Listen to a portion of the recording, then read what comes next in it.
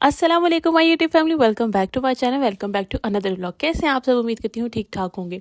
तो आज जी मैंने जल्दी जल्दी नाश्ता किया था क्योंकि आज मेरे थोड़े से काम थे और मैं सोच रही थी कि मैं दिन दिन में काम ख़त्म कर लूँ। मौसम बहुत ज़्यादा ख़राब हो गया, सर्दियों की आमद हो गई है। आमद हो क्या हो गई है, सर्दियाँ आ ही गई हैं। और बारिश देख के तो मेरे दिल में एक ख्याल आया है कि सारी अनारकलियाँ अब पेटियों में से रज़ाइयाँ निकाल रही होंगी, कपड़े निकाल रही होंगी।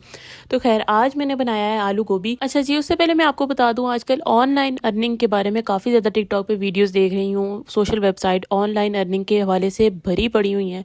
मैंने भी बहुत सी वेबसाइट के ऊपर विजिट किया था, सर्च किया था, उनकी हिस्ट्री पता करने की कोशिश की थी। एक वेबसाइट मुझे मिली थी जो ऑथेंटिक है, लेकिन उस वेबसाइट के ऊपर भी आप लोगों को इन्वेस्टमेंट करनी पड़ती है। इन्वेस्टमेंट भी आप लोगों को अच्छी खासी पेमेंट उसमें करनी पड़ती है। वो अपने कुछ प्रोडक्ट्स बेचते हैं आपको और फिर आप लोगों की अर्निंग स्टार्ट हो जाती है। तो अगर तो आप इन्वेस्टमेंट कर सकते हैं 190K से 250K तक आप लोग इन्वेस्टमेंट करना चाहते हैं और हमेशा के लिए अर्निंग ऑनलाइन करना चाहते हैं तो आप लोग इन्वेस्टमेंट कर सकते हैं। फॉरएवर लिविंग के नाम से वेबसाइट है, मैंने भी किया था। वो सबसे पहले आप लोगों को 3 हफ्ते तक, 1 माह तक जो है वो अपनी 1.5 घंटे की वीडियो भेजते हैं और वो आपको देखनी पड़ती है, नोट्स बनाने पड़ते हैं। पहले तो वो आप लोग कोई गाइड नहीं करते कि आप लोगों ने इन्वेस्टमेंट करती हैं। जब बंदा अच्छा खासा उस मसले में फंस जाता है, यानी नोट्स भी बना लेता है और वो इतना मोटिवेट हो जाता है कि हाँ जी मैंने करना ही करना है, तो वो लास्ट में जाके आपको बताते हैं कि आपने इन्वेस्टमेंट करती हैं। तो जो भी अफराद, जो भी लड़कियां घर में बैठे अर्निंग करना चाहती हैं तो आप लोग उस वेबसाइट को विजिट कर सकते हैं। लेकिन यहाँ पे ये है कि पाकिस्तान में बहुत से ग्रुपिज़म हुए हुए हैं, तो आप लोगों को कोई फाइनल या कोई ऑथेंटिक या कोई स्पेसिफिक जो है वो अमाउंट नहीं है। हर ग्रुपिज़म का जो एडमिन होता है, जो लीडर होता है, वो आप लोगों को अपनी मर्ज़ी से पैसे बता सकता है।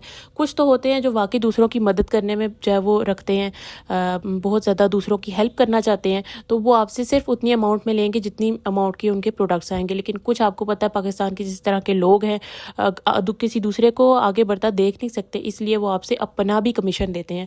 तो सोच समझ के कीजिएगा। अच्छा जी, आज आलू गोभी बनानी थी, उसके साथ मैंने सोचा कि जो लहसुन और अदरक पड़े हुए हैं मैं उनके पेस्ट बना लूँ। इससे ये होता है कि 2-3 हफ्ते ईजीली मेरे गुजर जाते हैं और मुझे ज़्यादा टाइम नहीं लगता कुकिंग में।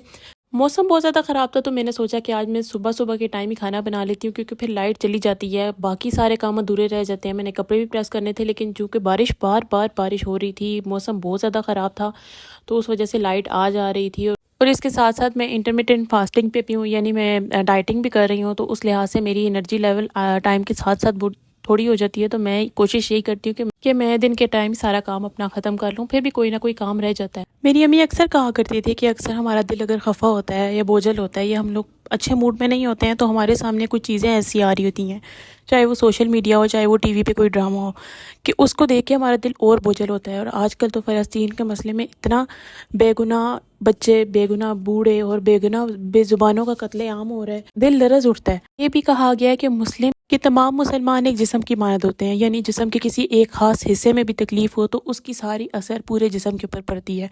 तो क्या हमारा दिल नहीं लरसता? क्या हमारे मुल्क के बड़ों का दिल नहीं लरसता वो सब कुछ देख के?